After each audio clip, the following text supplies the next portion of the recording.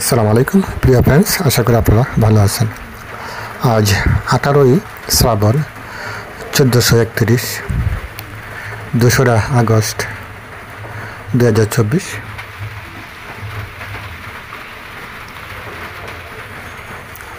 বর্ষাকালে এবছর আমাদের এই মাঠে তেমন পুরা মাঠ পানি উঠে নাই। মাঠের যে নিচু জায়গাটা ছিল কিছু জমিতে পানি উঠছে।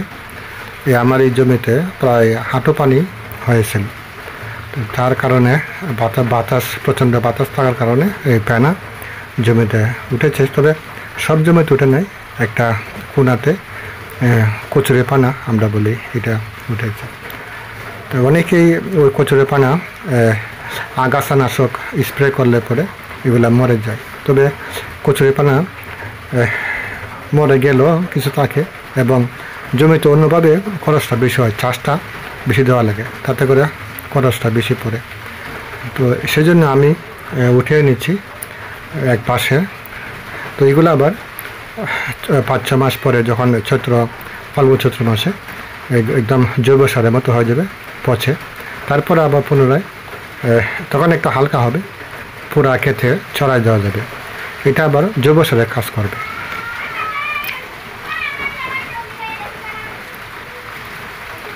আর আমি এগুলা উঠে নেওয়ার আরেকটা কারণ আছে। এই কচুরি পানা থাকলে পরে সার প্রয়োগ করার যে একটা হিসাব, এটা আবার তারতম্য থাকে না। সেজন্য উঠে নিচ্ছি যাতে আমার সারের প্রয়োগ করার যে হিসাবটা আমি যাতে বরাবর করতে পারি। কেননা এটা তো একটা আলাদা একটা শক্তি আছে, এই কচুরি পানা পচার পর একটা শক্তি হয়। তো যখন আমি আবার জমিতে ছিটিয়ে দিব সব জমিতে, তখন আমি আবার আমার মতন করে এই জৈব সারে যখন হয়ে যাবে তখন ছিটিয়ে দিব, তখন আবার এই সার প্রয়োগ করতে সুবিধা হবে।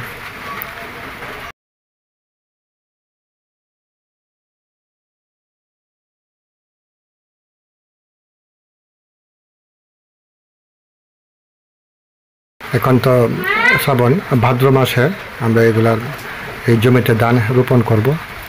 তো আজকে এই সপ্তাহের ভিতরেই এখন শ্রাবণ মাস শেষ হওয়ার দিকেই আমরা এই ধানের যে জ্বালা চারা এগুলা বুনে দিব। তারপরে 15-20 দিনের ভিতরে, 1 মাসের ভিতরে আমাদের যখন ভাদ্র মাস প্রায় শেষ হয়ে যাবে, এর আগে এই জমিতে আবার ধান রোপণ করব।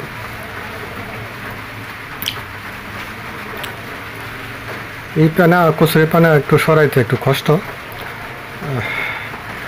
মোটামুটি ভালো একটা পরিশ্রম, জমিটা পরিষ্কার করতে লাগছে আমার।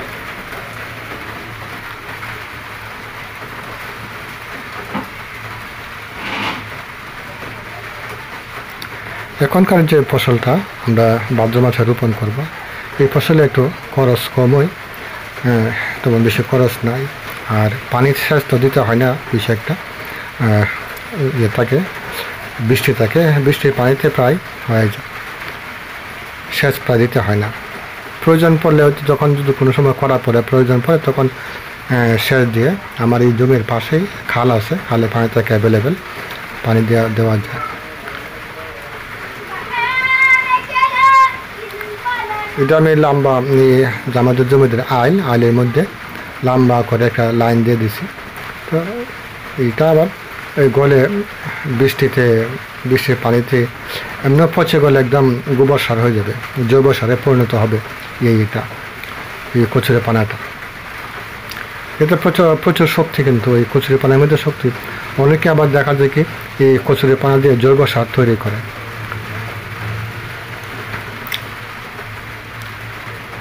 আমি যেভাবে রাখছি, এইভাবে রাখলে পরেও মোটামুটি খারাপ না, বেশি একটা পরিশ্রম করা লাগে না। যা খালি কচুরি পানা রাখতে যায় যেটুকু পরিশ্রম, পরে এগুলার মধ্যে আর কোনো পরিশ্রম লাগে না। এমনি আস্তে আস্তে জৈব সারে পরিণত হবে।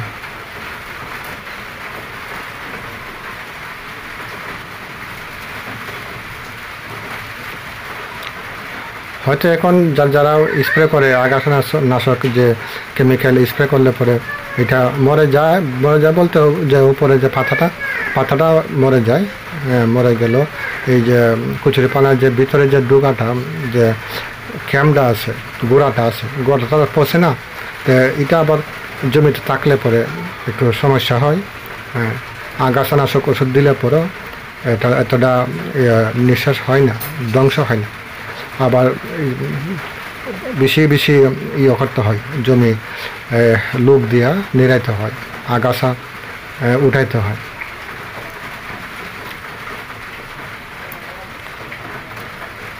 যখন আবার আমি চৈত্র বৈশাখ ফাল্গুন চৈত্র মাসে যখন জমি খালি হয়ে যাবে ধান উঠানোর পরে, খালি হয়ে গেলে পরে তখন এই যে এইগুলা সবগুলা জমিতে ছিটাই দেওয়া যাবে, তখন আর বেশি একটা সমস্যা হবে না, আগাছাও বেশি একটা থাকবে না।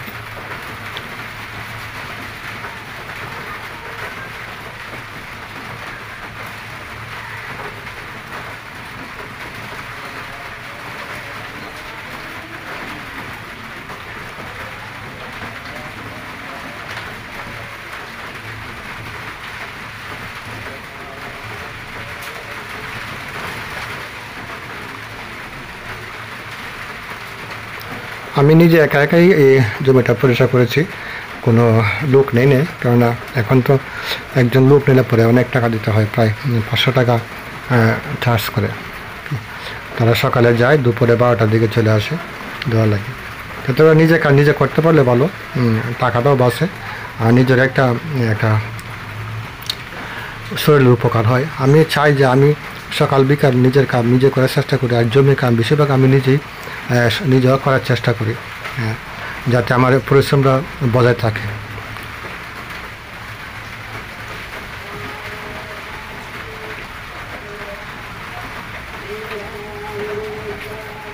আর জমির কাজ করা, কৃষি কাজ করা মোটামুটি এত সহজ না, অনেকটাই পরিশ্রম, অনেকটা না খুবই পরিশ্রম। যারা করতে অভ্যস্ত ওনার দ্বারা কোনো সমস্যা হয় না। আমরা যারা আছি জমির কাজ কোনো সময় একসময় ছোটো সময় করতাম, পরে মাঝে অনেক লম্বা একটা গ্যাপ পড়ে গেছে, কৃষি কাজ করি না, এখন আবার শুরু করছি। তো আমাদের জন্য একটু মোটামুটি একটা প্রায় পরিশ্রমের মনে হয়। এই যে দিক দিয়ে কিছু পেনা ছড়াই দিয়েছি, যেগুলো ছোটো ছোটো পেনা, বেশি বড় হয় নাই, এগুলো আবার ছড়াই দিয়েছি। এটা আবার চাষ করলে পরে একদম উইটারের সঙ্গে মাটির সঙ্গে মিশে যাবে হালকা পাতলা হওয়ার কারণে। তো সব পুরাটার জমিতে একটু আছে, বিচ্ছিন্নভাবে এখানে সেখানে আছে, এগুলো আবার সবগুলোই একদম ছড়াই দেব হালকা করে। তো এখন এই জমিতে আমার 2টা শ্বাস করলে হয়ে যাবে।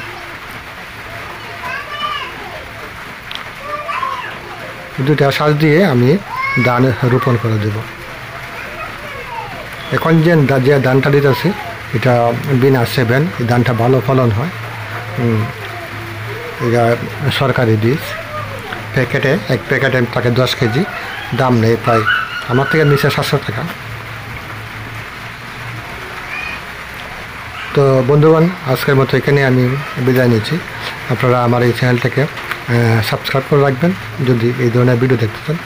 আমি আমার এই চ্যানেলে কৃষিকাজে যত রকমের কাজ আছে, কাজের ভিডিও দিয়ে থাকি, আপনারা দেখতে পাবেন।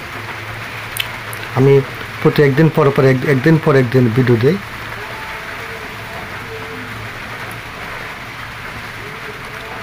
আপনারা ভালো থাকুন, সেই কামনায় আল্লাহ হাফেজ, আসসালামু আলাইকুম।